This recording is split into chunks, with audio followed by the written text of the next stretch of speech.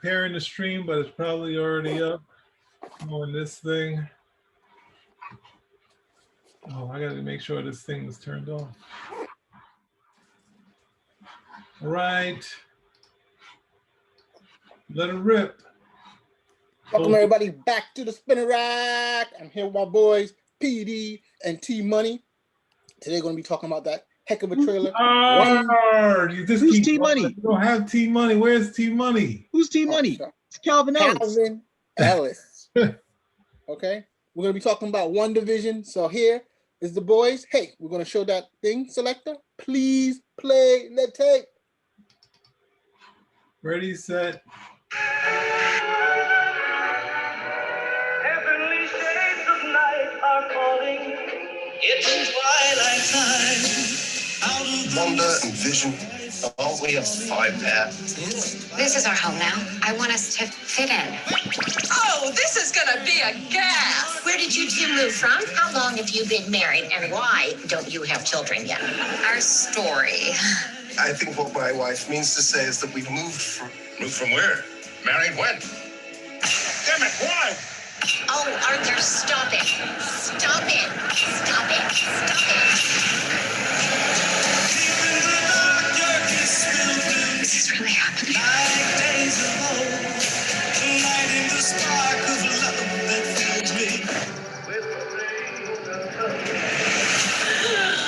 I dead? No. Why would you think that? Because you are.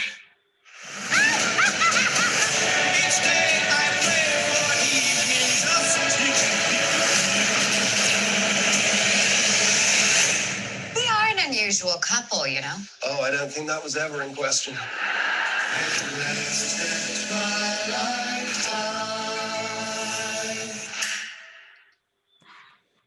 Whoa, what a trailer. What a trailer, man. There's a lot going on there. I'm not exactly sure what I should be saying or not be saying.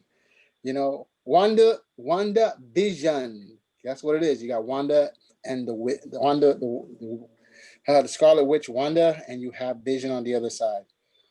I'll tell you the truth. They've never been two of my favorite characters at all. So comic books on TV and radio. But hey, I'm willing to give it a try. You know, I'm a Marvel lover. Love to see the things that they have. So let's bring it on. But in terms of this whole thing, this whole 50s, 60s, 70s, 80s vibe, wow. Whoa, just don't know where that's going. You know, I've heard a lot of stuff. But gentlemen, let me pass this on to you while I gather myself.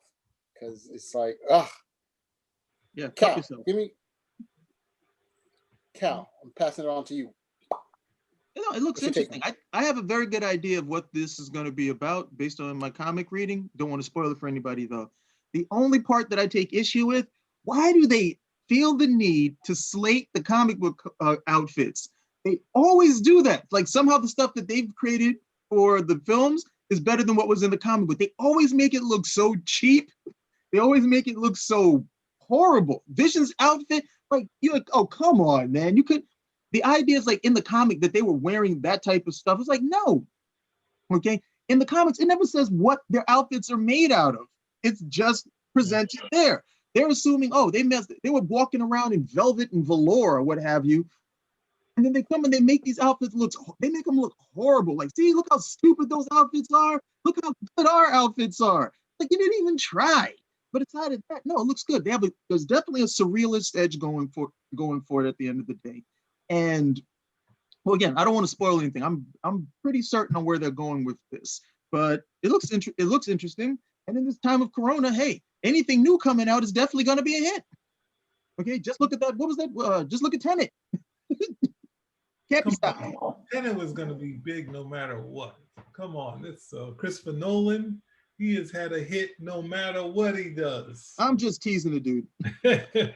All right, I'm going in on this. Well, it is an ode to the writer Steve Englehart. This will go on his track record of the first Batman movie, the Dark Knight. The Batman, the Dark Knight movie. All this stuff under his track record have made it to screen, and now his Vision and Scarlet Witch miniseries, the 12-parter. Yep. Is here. If you've read it, you got it, PD. You got it, PD. But the issue that the biggest issue, did you, I'll put this to Cal, did you recognize Agatha Harkness? Yes. She doesn't look like that in the comic book, though. That was so over. That's so on the nose. Oh, could that be Agatha Harkness dressed like a witch? They're really wilding. They did well, I mean, to say this is like with the actress they use, and they're like, she's not necessarily, they babed Agatha Harkness up. That's babe quality compared to what we've seen her as. Oh yeah. I was reading Agatha Harkness used to scare the mess out of me when I was reading this. And I look at her now and I'm like, well, I don't know. She might, I might want to get to know her a little better. Thank you. Yeah, but ultimately, some of that stuff in the miniseries was something that I didn't really, was hard to stick to. And I know they're possibly using some of the, I guess, the funky stuff from Tom King, if you get Tom King fans. Yeah. But let's see. But the actors, the two leads are strong. We can see what they do with Monica Rambeau, because I think she shows up for a brief second. We'll get back to that. We'll go back to some slides. But I'm waiting to see. Let's see, because I do like I like the actors in the roles. I like Vision and Scarlet Witch. I'm not with the kids. I'm okay with them having a relationship and or even the marriage, but the kids part was too nutty for me and too wacky how they did it in the comic book. Anything else they try to do it anywhere else different, it would be ridiculous. It's like that Trump woman who was talking about hydroxychloroquine and telling women, if you get pregnant, you don't know how, it was your spiritual husband. That's how it happened. Okay, we know that Vision is a spirit, so it's his, her spiritual husband. There you go. There you go. Her hysterical pregnancy, spiritual husband. Perfect. I don't know what to say. So what, compared to, you're talking about the comic book, we're talking about, was House of M? No. I'm not even going to that. I'll just go into the miniseries, and then Tom King after House of M is Vision. There was a 12 issue, if I remember correctly, because there was more than one, but there was a 12 issue Vision and Scarlet Witch limited series, and that was there was a bunch of stuff going on in there, but the big thing was that they had children in that series. And then Tom King did that wasn't a limited series, it was a regular series. It was, I don't know, it was one of these offshoots that he's done that's pretty well received. It was in the same vein as what's the other one he did? Mr. Miracle? With Mr. Miracle. Now he's doing something with Adam Strange. But a lot of people liked it. It's actually ticked up because of the show, because of the first appearances that happened in there. But he did that particular series as well. So those are the two series that they look like that they're tapping into for what they're doing on the show, which I appreciate. It's nice to see that they recognize, hey, we don't have to take these things from whole cloth. There are stories here about these characters, and we can at least use these stories as some foundational ideas and go forward with it, because I don't know, it makes sense. It worked here. Why would we, we don't have to reinvent the wheel. We can just adorn it a little bit more. They always reinvent the wheel. They always. I think it's sort of a struggle, because they didn't immediately go to, I think the biggest story that Roger Stern did was the Ultimate Vision. And obviously there's been some things of finding out the Scarlet Witch history. It was at the Knights of, was it the Gador, that area, that whole Wondagore? Yeah, next to the High Evolutionary. So like that sort of stuff would be my interest to see on screen. But I mean, they could lead up. No, stay away from that. Stay far away from that. Why would you stay far away from that? That was just it took everything, and it was so confusing, out of left field. I was like, no, just stay away from that. No way. That was the cool stuff. No, I was like, no, I can't. I was like, I could not wrap my head around it. And I'm a regular comic reader. I said, I just can't wrap my head around what the hell is going on here, especially when you throw the High Evolutionary into it. Well, he wasn't really in it. He's sort of a backstory with that's something that was the talking cow. That's all that stuff connected to the, what's the name? Raised by the talking cow? Like, no, he was born. You don't have to get through all of that stuff, but the whole, there's a history. That's the thing. To go to the Englehart stuff, that really, he was going on name alone, and I guess the numbers are okay. And then his West Coast Avengers, he brought them in, but I think ultimately from some point that there was a dip down, but the kids and a lot of fans' mind were like, "Oh my gosh, they're real," even though it's real wacky how they were born. But anyway, sorry, Mars, what were you about to say? I'm not going to say anything. I'm just What is saying. your feeling on it? Oh, Well, before my feeling is that a lot of people have been talking. A lot of people have been talking about House of M as being one of the big influence on this show, and you guys are saying no. It's another series altogether, which is kind of throwing me off here. So explain why you guys are saying it's not House of M. No, to explain what they said about House of M. We've explained the stuff that we had. They're saying that in terms of the kids being born by magical means or unexpected means, the fact that she's used her powers to change the whole that's a making a pocket universe and being totally different, So those are some of the things I've been hearing. So, but you guys seem to be taking it from a no. We're saying the base, sort of the base of it would be this miniseries, and then Tom King did a lot of stuff with Vision, doing like him having ultimately a family, and then there's what you're saying with House of M, being that there was stories a little before who's that before Bendis, where he was saying her manipulating probabilities, and then he took it to another level with House of M, as you're saying, where it was a different reality, like actually going back to that storyline and saying, okay, here's a new reality where there's no more mutants in the House of M before the no more mutants, that stuff. So no, it's not negating it. Okay. They're mining, they're going in there, they're like digging up the graves. House of M could definitely still be part of the series. It's just from what they're showing in the trailer.